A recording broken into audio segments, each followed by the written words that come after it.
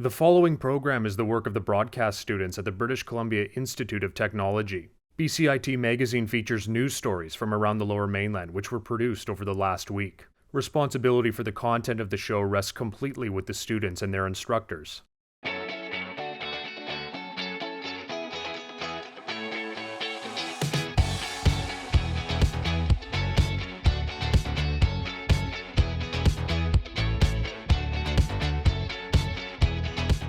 Coming up on BCIT Magazine, fighting to eliminate hate,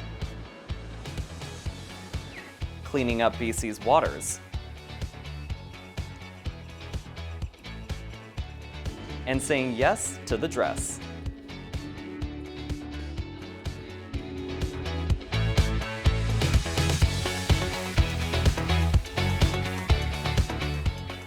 Good afternoon and welcome to BCIT Magazine.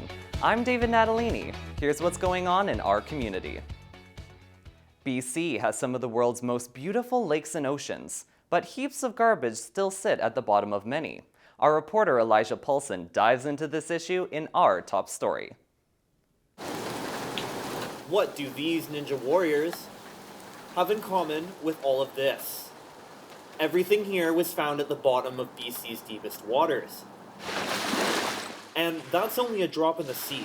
We found shopping carts, very expensive aluminum park benches that the kids would have had to unbolt from way up the hill. We found dumped motorcycle frames that have been completely stripped with the serial number filed off. You might not see the problem from views like this, but that's because it's not a surface level issue. That is a few pounds of trash being correctly sorted into the proper recycling bins. Now imagine hundreds of these bins lying at the bottom of your favorite summer lake. With the climate crisis becoming increasingly relevant every year, it is urgent to find ways to combat this trashy problem. It's basically part of a much bigger problem. It's just one of these great issues that is affecting the planetary boundaries that human beings or marine biodiversity is facing today. Climate change is basically this great stressor. This nonprofit is doing what it can to change that. Divers for Cleaner Lakes and Oceans has removed over 46,000 pounds of trash since 2013. And the work they're doing is essential to raising public awareness. What's amazing about these cleanup dives is that no one will ever know that you've actually cleaned it because it doesn't look any different from the surface. What is that? With cleanup dives planned nearly every week for 2022, Wang hopes that the work he shares online will inspire more to take a deeper dive on this issue. Elijah Paulson in Vancouver for BCIT Magazine. We're now joined by Elijah Paulson. Elijah, are there any other notable items that divers have dug up? Well, David, aside from the usual suspects of beer cans and sunglasses, divers for Cleaner Lakes and Oceans have found numerous GoPros across nearly 200 cleanup dives. On a lighter note, Wang says he's returned nearly every single camera to their owners. Back to you. Thank you, Elijah. The federal Liberals and NDP have reached an agreement that could keep Prime Minister Justin Trudeau's government in power until 2025. In exchange, Liberals will commit to act on Jagmeet Singh's key priorities, including expansion of pharmacare and dental coverage. Meanwhile, Trudeau has made his way to Brussels to meet with NATO and discuss Canada's response to Russia's invasion of Ukraine. This week, we mark the International Day Against Racism. This comes as the Asian community has seen an increase in hate crimes. Reporter Hugh Perkich spoke to an expert about why this is happening. Vancouver's Chinatown neighborhood has long been a significant part of the city's Asian residents, but in recent times has become a target due to the coronavirus pandemic. Businesses in Chinatown have been hit hard with vandalism as a result of anti-Asian sentiment brought about by the pandemic. Windows at Sun Yat-sen Garden have been smashed, walls tagged with graffiti, and the Millennium Gate's lion statues damaged and defaced. Local businesses and murals have also been vandalized, the aftermath documented on social media.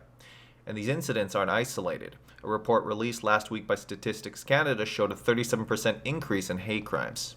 The numbers shown on this report is staggering, it is disheartening, It's a troubling figure, and this is why we continue to call for more vigorous and collaborative work among 3 levels of government to address this issue.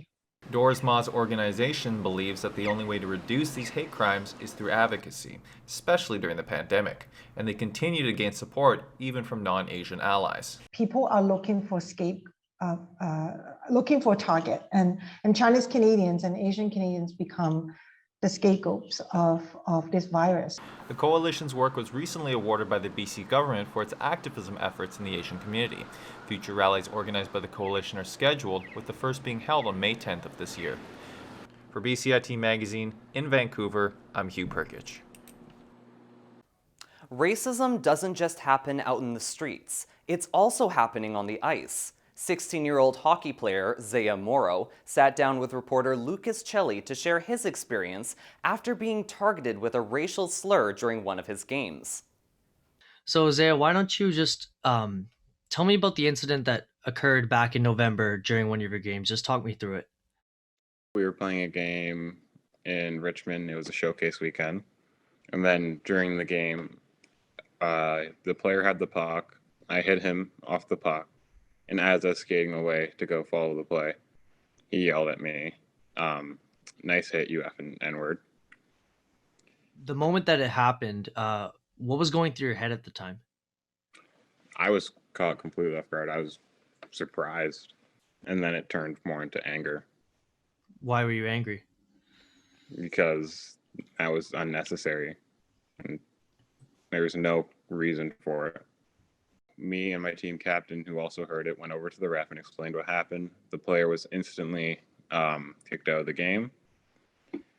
After the game, BC Hockey representatives came up to our coach and our team manager and said something would happen. There might be a fine and a suspension would happen. You said that you were left disappointed by BC Hockey's initial response after being informed of the situation. Why is that? Mainly because BC Hockey representatives said that they would take immediate action and then let it sit until we had to contact them. After 2 weeks, Morrow's mother, Christy, decided to contact the league. I looked at the game reports for the other team that following weekend, and the kid was back on the ice with no repercussions. And so that's when I contacted them. With Zaya, what was your goal when you decided to speak up and go public on social media? Mainly wanted to raise awareness. Like, if this happens to someone, I don't want them to stay quiet. So what are you hoping people will learn after hearing and reading about your experience? I'm hoping they would learn how it affects people more than, because lots of people just think, oh, it's just a word, people say it. I want to see this become a normal conversation that people aren't afraid to have. I notice people shy away from uncomfortable conversations, and there's no reason for it. Coming up after the break, celebrating pioneer women. And have you booked your summer campsite yet?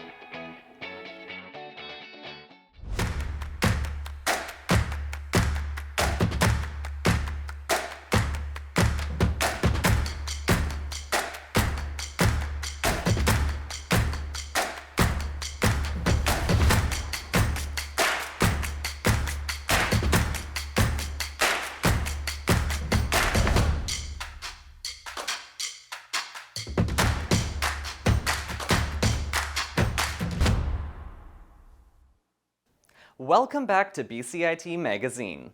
Vancouver designers and vendors are hitting the catwalk for the annual Bridal Fashion Week. Now that gathering restrictions have been lifted, many couples are eager to plan their post-pandemic weddings. I took a trip down the aisle to learn more. This is my voice, my weapon of choice. Strike a pose. Choosing an outfit is one of the many difficult decisions couples make when organizing their wedding.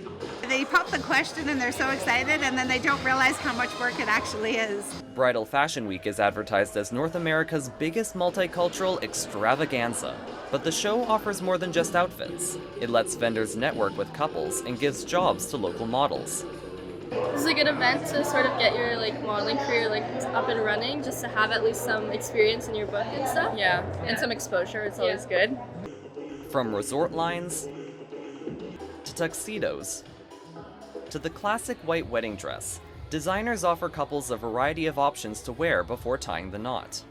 Photographer Laura Birkenpass says this is the year many couples have been waiting for to reschedule their weddings. Everyone I know who's in the photography industry is pretty much booked up for this summer, so I think this summer may be like the most weddings we've seen in a long time. Canada is continuing to see a steady increase in married couples.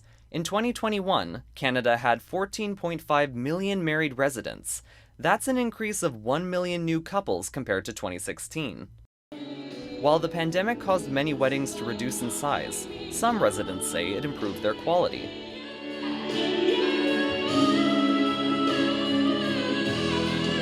But I think it's also changed it that it's made things more intimate. Yeah. Because it's like you just really see, you don't need all the big fluff of the wedding. You just want it to be like the people that you care about. Just have people you love and have fun and be together. As Vancouver brides organize their new post-pandemic weddings, bridal shows offer a subtle reminder that it's never too late to say, I do. David Natalini in Vancouver for BCIT Magazine. The Government of Canada is taking its next step in a plan to lift COVID-19 restrictions. As of April 1st, fully vaccinated travelers entering Canada will no longer require a pre-entry test. Meanwhile, here in BC, the vaccine card won't be needed to access non-essential events after April 8th. In March, we celebrate Women's History Month, and one small town is bringing recognition to some founding mothers. The Maple Ridge Museum is giving residents a deeper look into the women who helped build the town. Our reporter, McKenna O'Neill, takes us for a trip back in time. If you've ever visited Maple Ridge, it's likely you've heard the name Haney before. Pioneer Thomas Haney purchased 160 acres of Maple Ridge land in 1879. He built a home for his wife Anne and their 6 children. Today's Haney House has become a historic museum. And then the settler era is so tiny but so filled with stories and extraordinary people, and we just love telling those stories. March is Women's History Month, so the museum is featuring an exhibit about the Haney Women's Institute. So Maple Ridge has really spectacular women's history. Women in our past, entrepreneurs, mothers, community organizers. It was much like a modern-day food bank and thrift store to help aid during the Depression of World War I. And this little exhibit just highlights a few of those organizations and a few of those women in our history. And we're really excited to have this space here at Haney House to tell their stories. Haney's daughters, Anne and Elizabeth, played on the first ever women's basketball team in Maple Ridge. And it was kind of an out there idea that women would want to play sport. And they did it, if you can see this picture eventually, they did it wearing these outfits, which was a long woolen skirt, a blouse, and a tie, and a corset. So Newer buildings like Thomas Haney Secondary and Port Haney continue to shed light on the city's past. Although much of Maple Ridge has changed, the Haney House remains the same. This has been McKenna O'Neill in Maple Ridge for BCIT Magazine. Spring break may be over, but eager campers are starting to make summer plans. Thousands logged on to BC's new camping reservation site this week. The redesign came after frequent complaints about the system being problematic. Now, some residents say the improved site is still like a lottery system, with people placed randomly in a queue. So hopefully you were one of the lucky ones. If you have any questions regarding the show, you can contact us at bcit-broadcast.com or bcitnews.com. Thanks for joining us for this week's edition of BCIT Magazine. I'm David Natalini. We'll see you next week.